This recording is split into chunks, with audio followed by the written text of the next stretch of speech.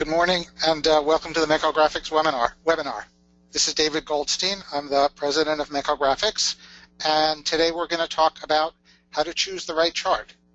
I'm going to walk you through a framework and some examples of choosing the right Meko Graphics chart. As an experiment, we're doing this with a webcam today, so you can actually see me as well as the presentation. Let me know if you like this approach. It's the first time we're doing it. I hope it makes it a little more interactive. And just in terms of timing, I'd like to spend the first 45 minutes or so till about 11:15 Eastern Time in the U.S. walking through the presentation, walking through the framework, showing you how to choose the right chart for your business problem, and save the last 15 for questions. And if anyone wants to know how to make one of these charts or in PowerPoint, we can do that in the last 15 minutes. So that's where we're going, and I thought the good way to get you started is to take a look at a question I got last week. I'm often getting questions through Meko Graphics support or directly to me, asking me, I've got some data and I want to make a chart. What's the right chart to make? So this gentleman asked me. He's got 5 years worth of market share data for him and for his company and some competitors, and he wants to show growth, and he also wants to show how his company is going to be taking market share from others, from his competitors over that point in time. And this is just typical of the questions that I get. It seems like a lot of our customers are struggling with figuring out the right chart to use to get their data across. So I know you're in suspense, so you want to know the answer. This was my reply. I thought the 100% stacked bar chart would be a great way for him to show the information. I put his company at the bottom, and this is all just an illustration, and you can see how his company can take share from others over time.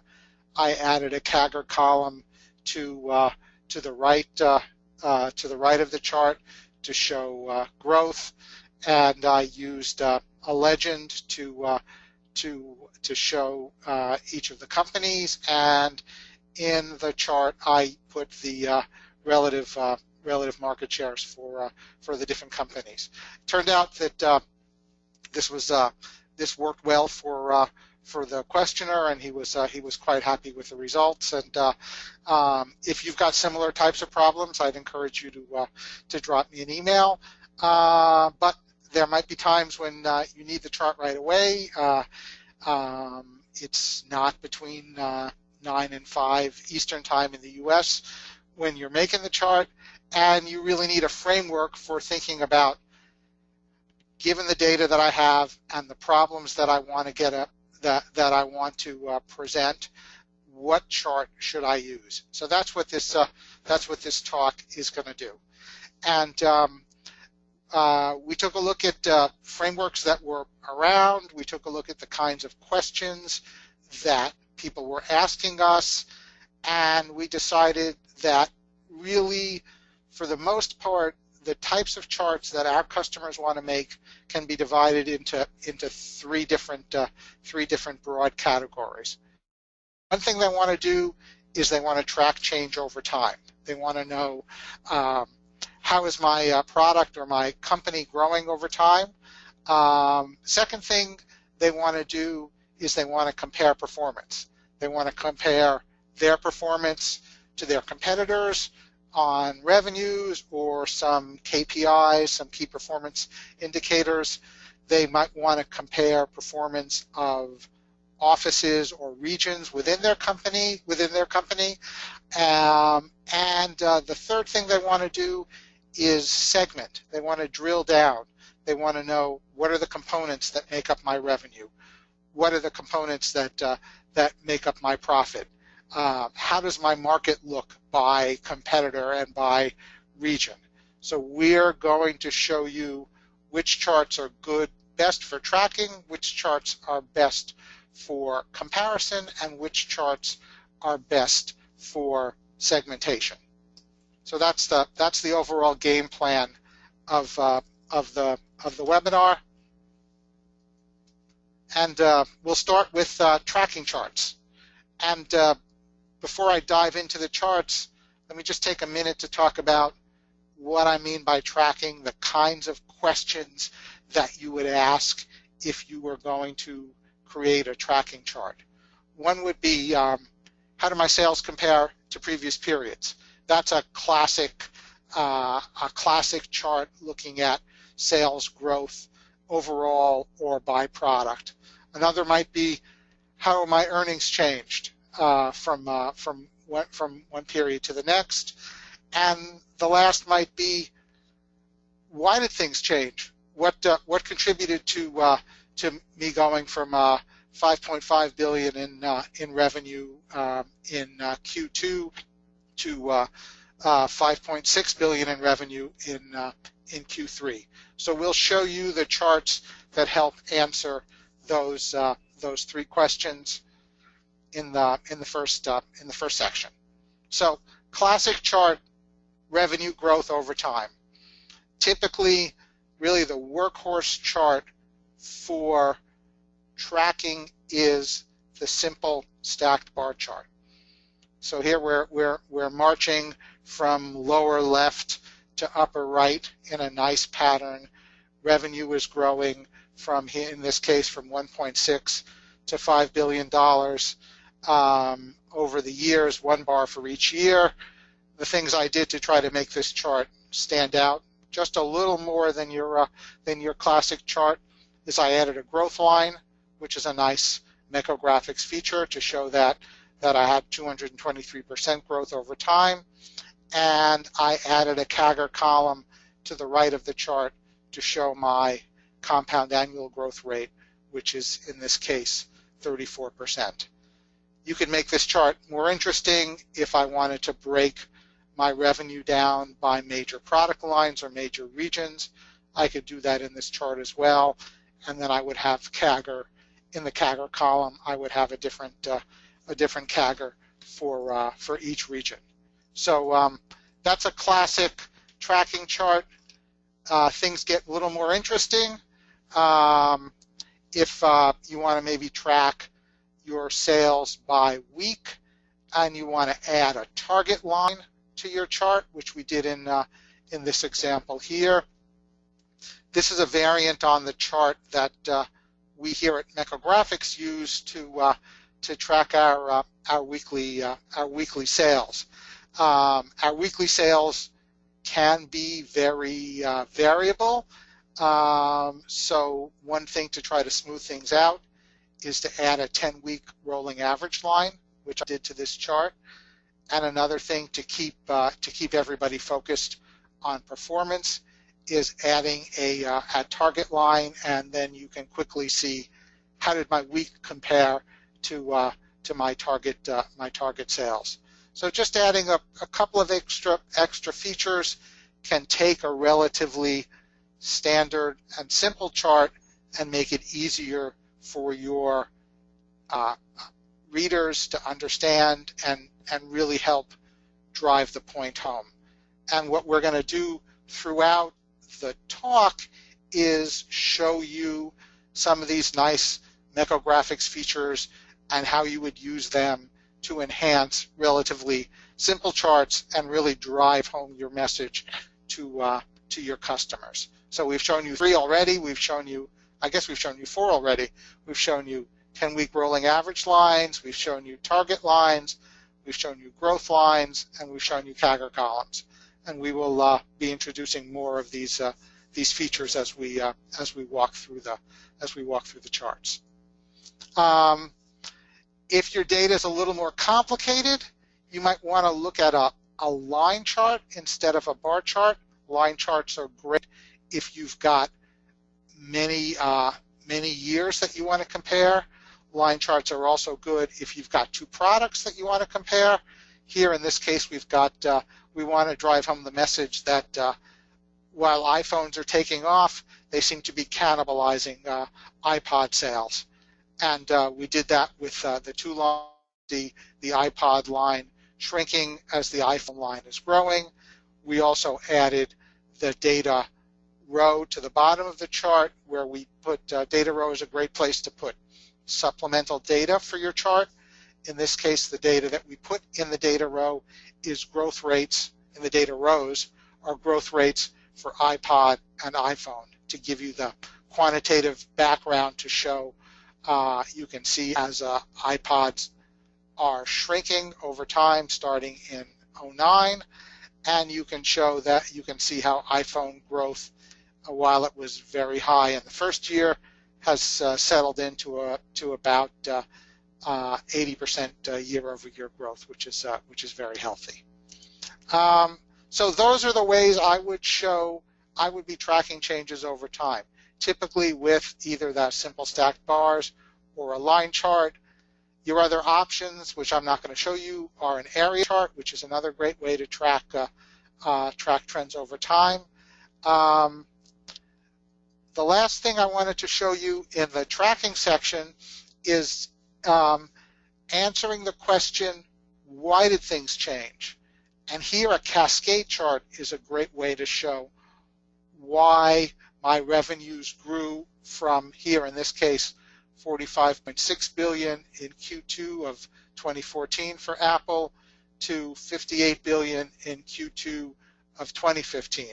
And I gave you two different views of revenue growth on the same slide. One was growth by product, and you can see quickly that it was iPhones that led to the growth. And the second was growth by region, and you can see that it was China that contributed about half of the total growth. You can see from on the product side, while iPhone grew, iPad shrunk, and overall everything but iPhone probably was net about even for Apple between Q2 14 and Q2 15. We used a couple of Micrographics features to drive home the charting point. Well, really three. One little trick is I aligned the two charts to each other, top to bottom, which was nice because you can see all the columns line up nicely. And I used red to draw users' attention to the big growth segments, iPhone and China. And I used an axis break to focus the reader's attention on the changes rather than on the absolute growth. So I really shrunk the Q2 2014 column and the Q2 2015 column so that we could focus attention on the intermediate columns. So again, the cascade is a really good chart. We've got a lot of our customers using the cascade as the way they are driving, they are showing quarterly results to their senior management team. See decks that are full of these kinds of cascade charts showing growth over time. The other nice thing with the cascade is you can get fairly complicated. If you've got your accounting hat on and you want to show cash flow change, the cascade is a great way to do that. You can fit, looks like we got about 12 or 15 different bars on this cascade, which is about pushing it.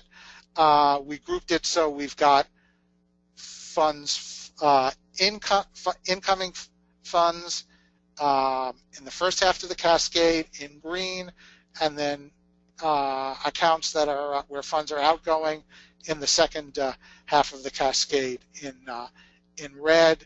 And overall, you can see how we went from an opening balance of 782 million in cash to an ending balance of 908 million in cash. So cash increased even though we had a net loss, and this will tell you, the cascade will tell you why that happened. So just wrapping up the tracking section, stacked bars, cascades are the two primary charts you would use for tracking. You might want to look at things like line or area charts as an alternative to the stacked bar. The next section is comparison charts, and here we are looking at key performance indicators, key measures for your business or for your and your competitors' business, and we are looking to we're looking at those measures across different business units, be they plants or regions or markets, and we are looking at charts that look at comparing performance along one measure, and we're looking at charts that allow you to compare performance along multiple measures and answer questions like, how does my retention rate compare to my competitors? That's really important if you're a SaaS software company. How do my prices differ across my different brands? And if you're looking at a more global strategic analysis, things like which economies are strongest, where am I going to invest my money, where am I going to build my next plant? So comparison charts, also simple comparisons. You probably want to start with a simple stacked bar chart. So here I'm comparing retention rates across 8 different software products in a simple stacked bar. What am I doing to make it a little more interesting? One thing I'm doing is adding an average line, which allows me to look at my above average and below average retention rates for the different products. The other thing I did that I kind of liked was I added color and added color in my legend. So here I've got business products and consumer products, and I used the legend to differentiate the two, and you can pretty well see that business products have a higher retention rate than consumer products, and wireless prepaid, not surprisingly, has the lowest retention rate among all.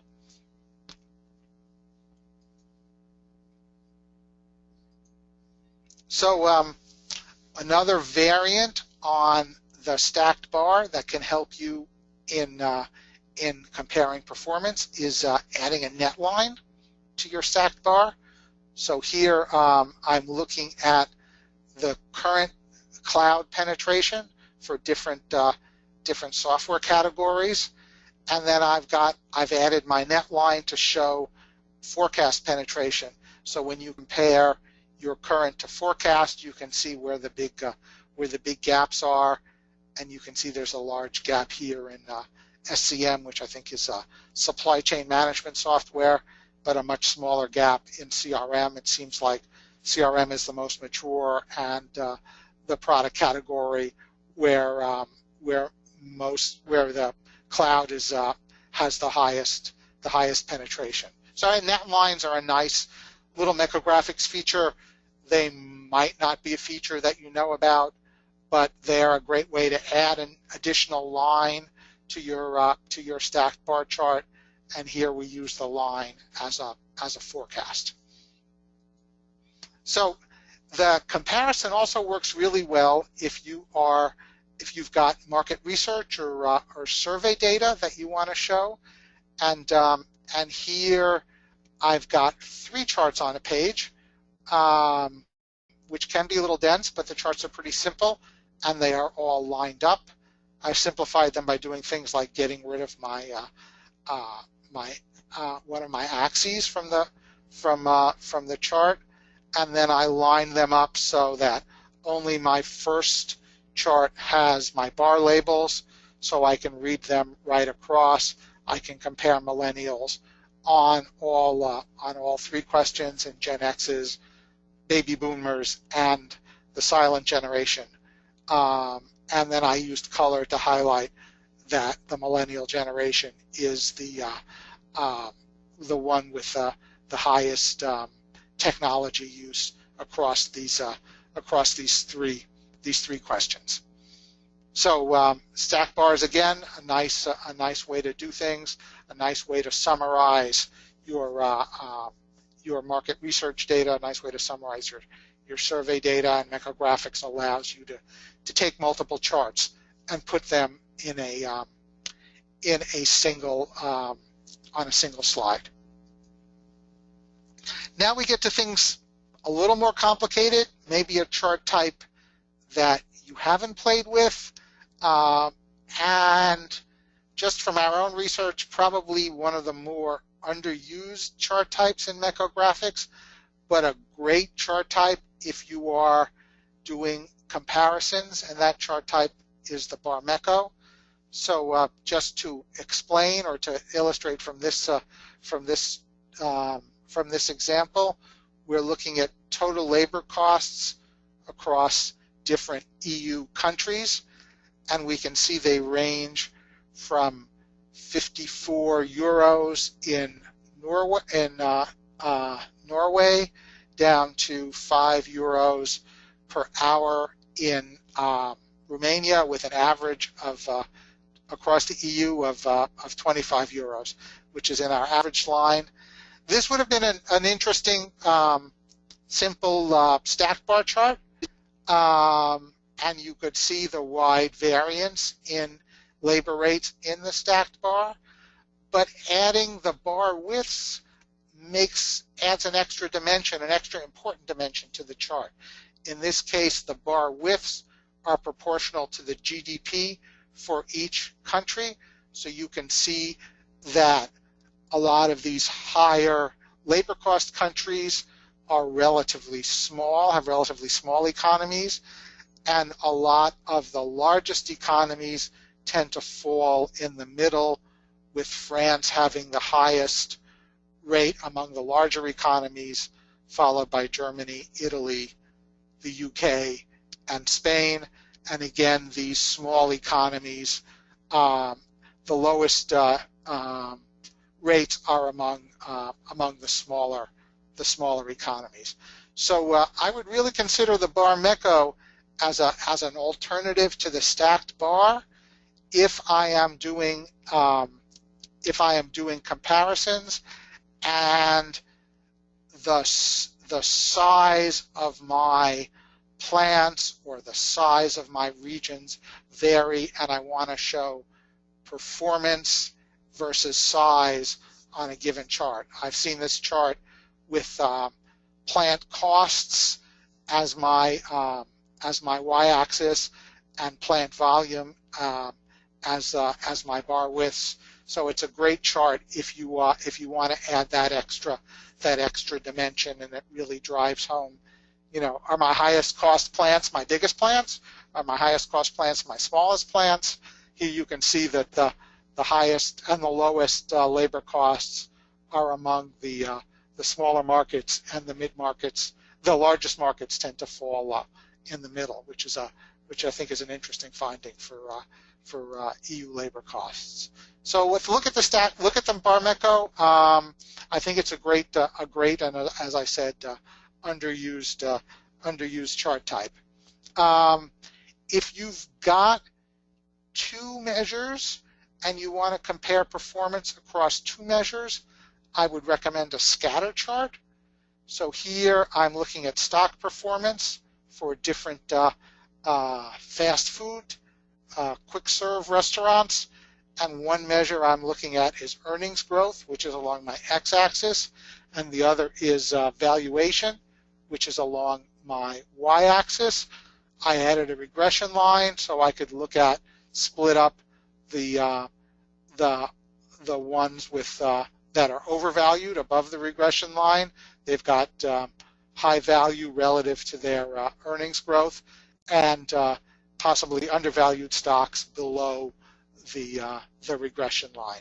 So again, if you've got two dimensions, you might want to use a scatter chart.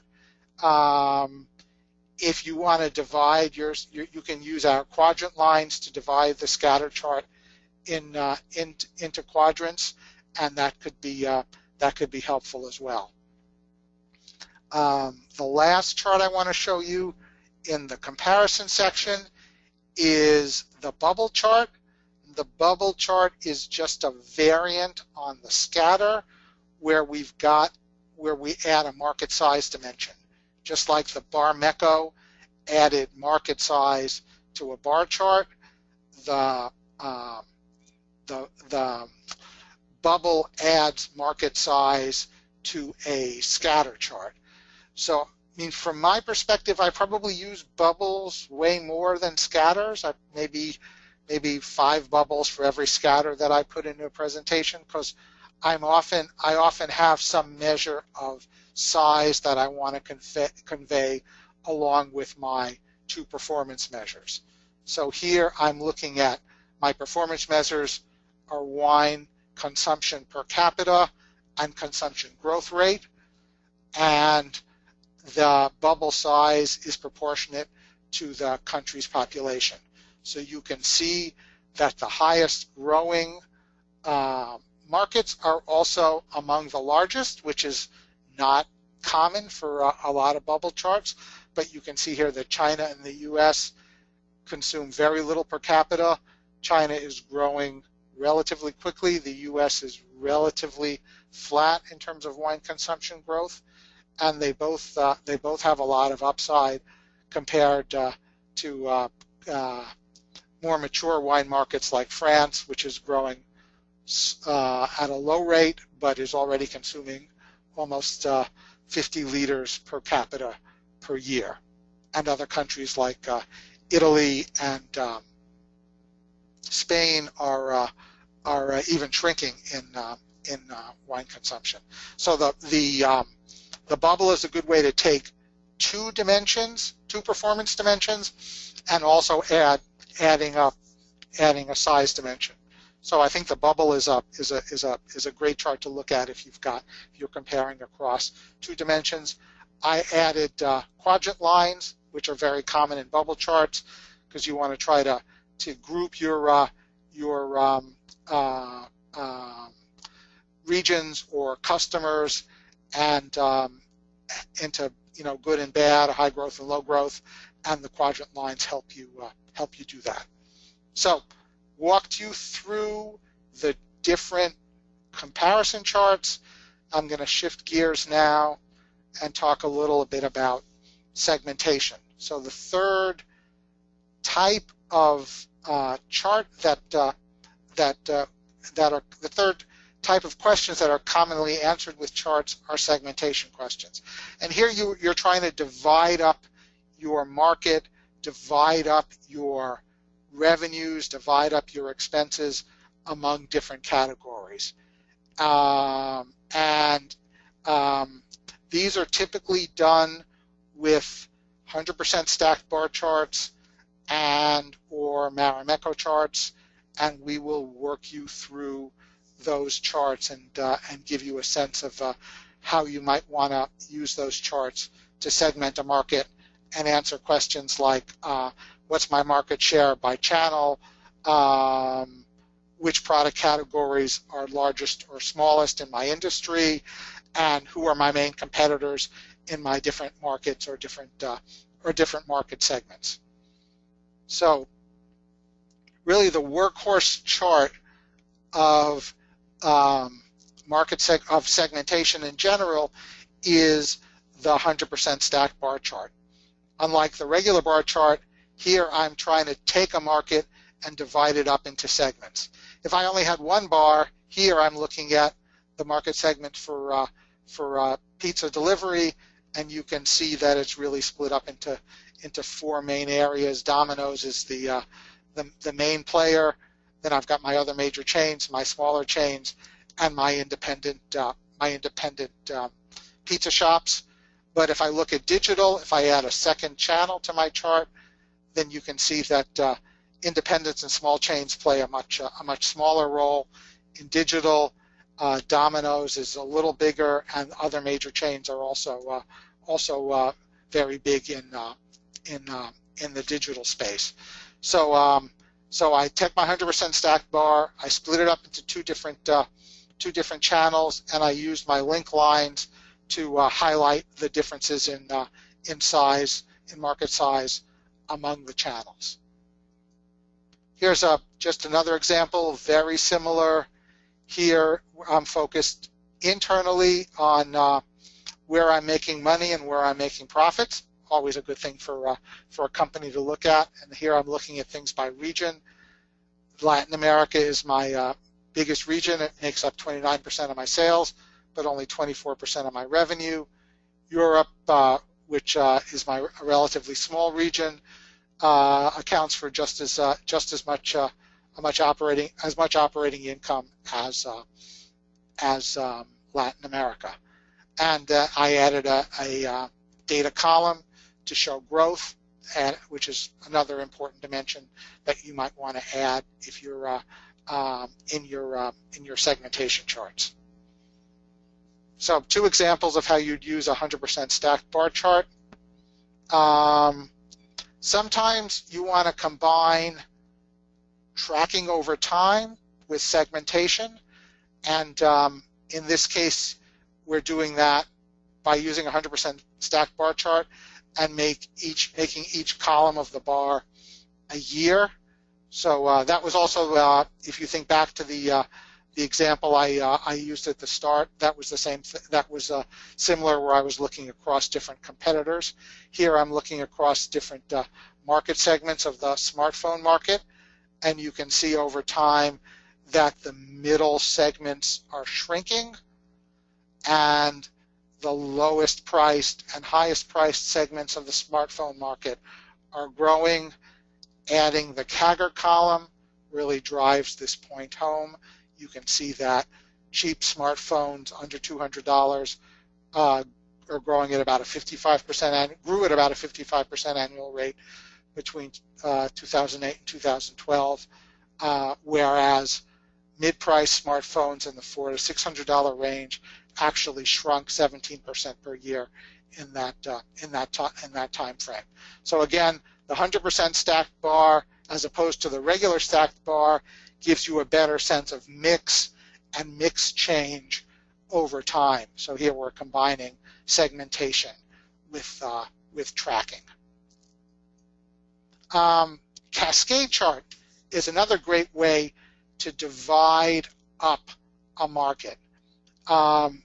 Here's I apologize, quite a North American-centric example. We're looking at the college basketball tournament, and we're dividing up the revenues from the college basketball tournament, $168 million, among the different college conferences, and it looks like 6 conferences accounted for about 2/3 of the total revenue, and you can see how those were split up among each of the 6, starting with the Big East bringing in about 25 million, down to the Pac-12 bringing in about 15 million.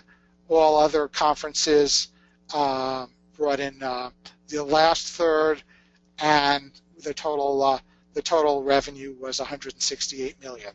So the cascade is a good way of breaking things down.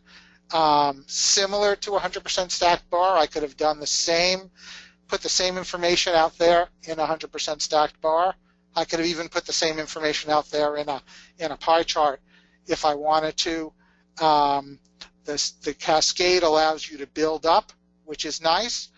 And the other thing that's unique about the cascade relative to the other charts for segmentation is that you can include positive and negative values in a cascade.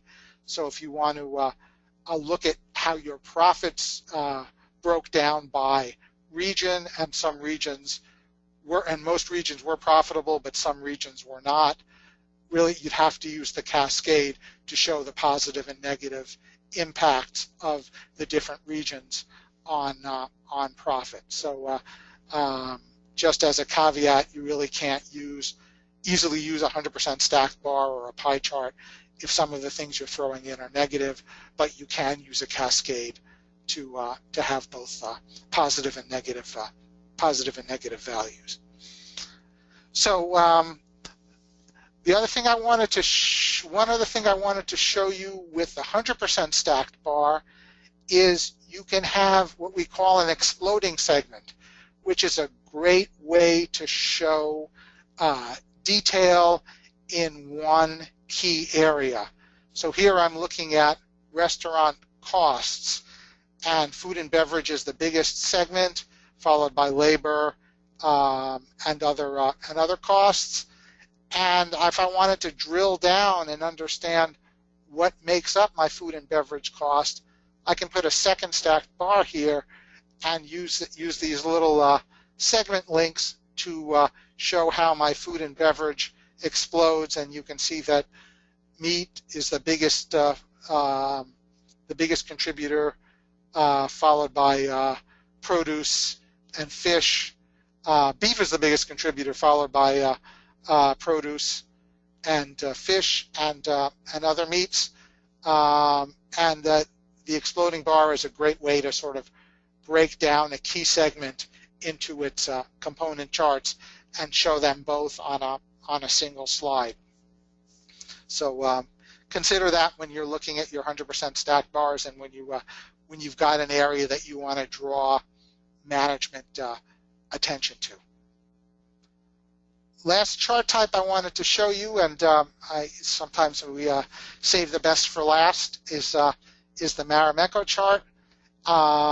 Again, for segmentation, and here the Marimekko allows you to segment along 2 dimensions, or allows you to segment and drill down. In this case, I'm drilling down into the IT industry. If I was doing this in a simple stacked bar chart, I might divide it up into these 5 categories, but I want more information. I want to drill down in each category and show the subcategories that make up the category. So the previous chart, the 100% stacked bar with an explosion, drilled down into one category, but here I'm drilling down into all my categories. So now I know what makes up the applications, what makes up the software section, applications bigger than custom software, what makes up the consulting and systems integration section, what are the key components of the computer equipment section. So the widths of each of these bars is proportionate to the size of the section, and the area is proportionate to the size of the subsection. So the Marimekko really helps you drill down. It helps map out a market, and a lot of our customers find this a very valuable chart for mapping out a market. And after staring at it a while, you become pretty good at understanding what the Marimekko chart shows you. Marimekko chart also can map a market by market segment and competitor. This simple Marimekko looks at the electric car market. You can see that conventional hybrids look to make up maybe 70% of the total electric car market, and Toyota with its Prius really controls that conventional hybrid market. Plug-in hybrids and 100% electric cars are much smaller, and they seem to be mostly controlled by other competitors. 100% electric cars seem to be mostly the Nissan and the Tesla, and plug-in hybrids, GM seems to be leading that, and Toyota is a much smaller player. So if you're looking at maybe how is this market going to change over time, are we going to be moving from these conventional hybrids more to these 100% electrics? Then maybe if you're Toyota, you need to think about, well, maybe I need to get a car in this 100% electric segment. So the Marimekko chart is a great way to look at mapping out your market by segment and by competitor, or as in the previous chart, by segment and by subsegment.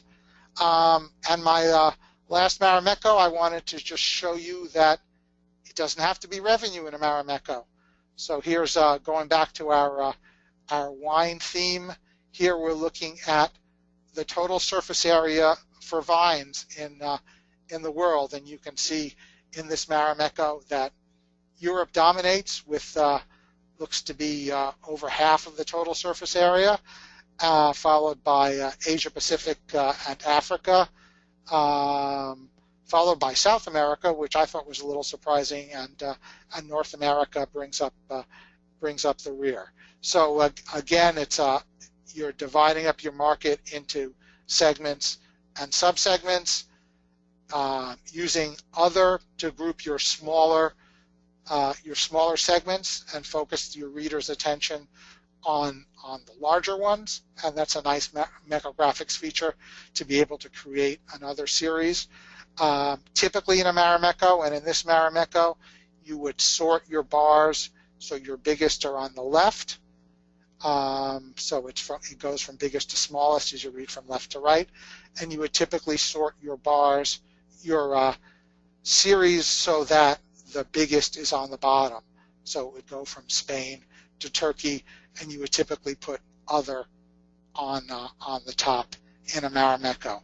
So just summarizing the segmentation section, 100% stacked bars if you're segmenting along one dimension, and Marimekkos if you're segmenting along multiple dimensions or you're drilling down from one dimension to the next.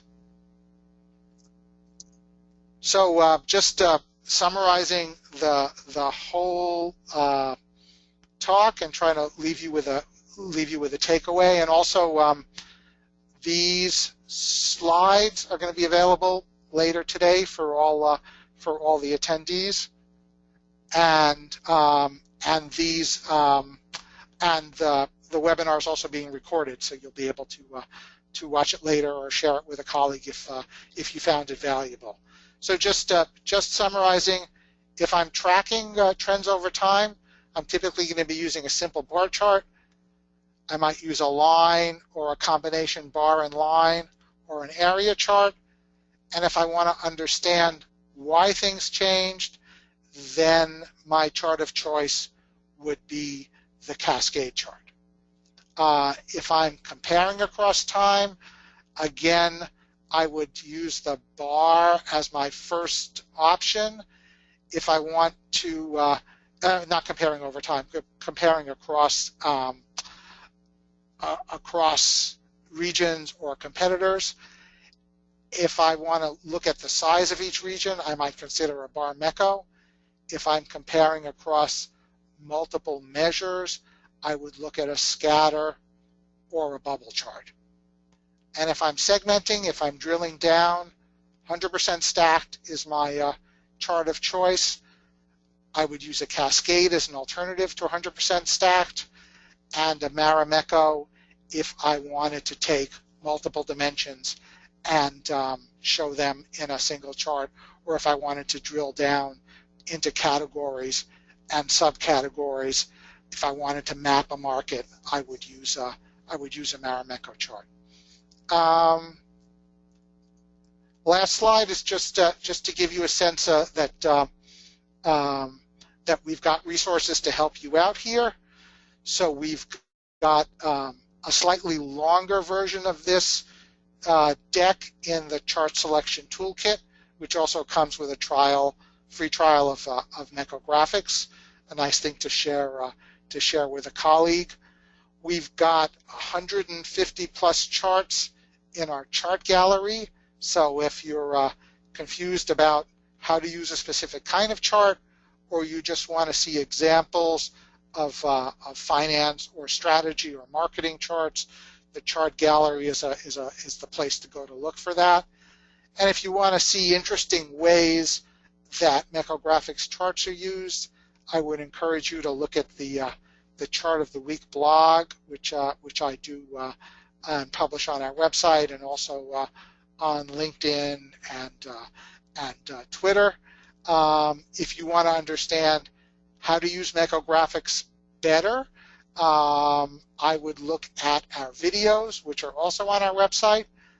And if you've got a question that's just stumped you, and you want to try to run it by me, feel free to email me. If you've got product feedback. Also very interested in hearing from our customers and getting their feedback.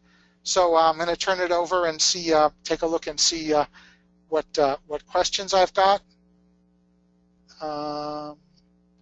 Elena told me I had one question, but I cannot see it. She's going to come here and tell me what it is, I hope. But I do know that, oh wait, here it is, questions. Is this webinar recorded? Yes?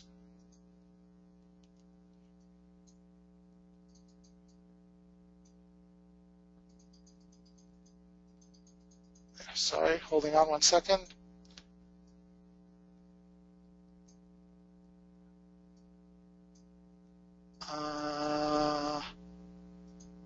Having a hard time editing the chart, specifically the labels.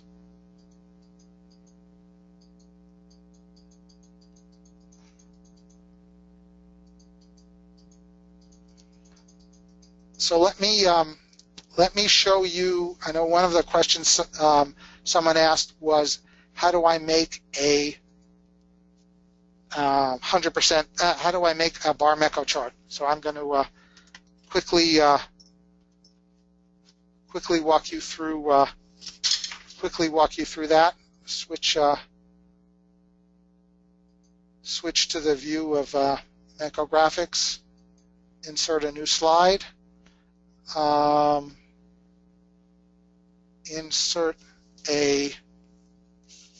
Hold on 1 second.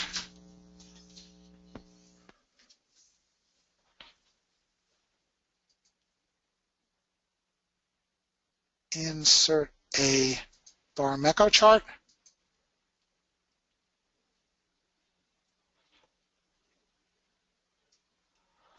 And then the key with the bar Mecco is, so say this was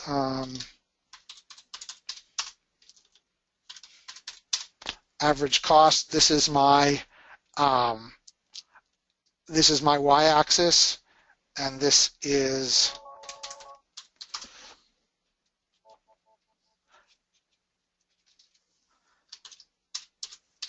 my bar width planned size. The key with the bar Mecco chart is to right-click in your data sheet, and rather than show the series on a chart, set the series as the bar width. So once you set series as bar width, then you've got average cost as your height here, and you've got your widths proportionate to your plan size. And you might also want to show that plan size as a data row. So then it would appear at the bottom, and you could see that if I make this bigger,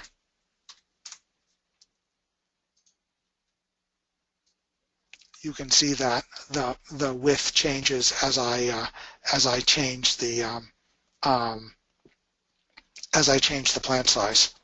So that's the bar Mecco. That's the quick and dirty example. Let me just take a look and see if there are other questions.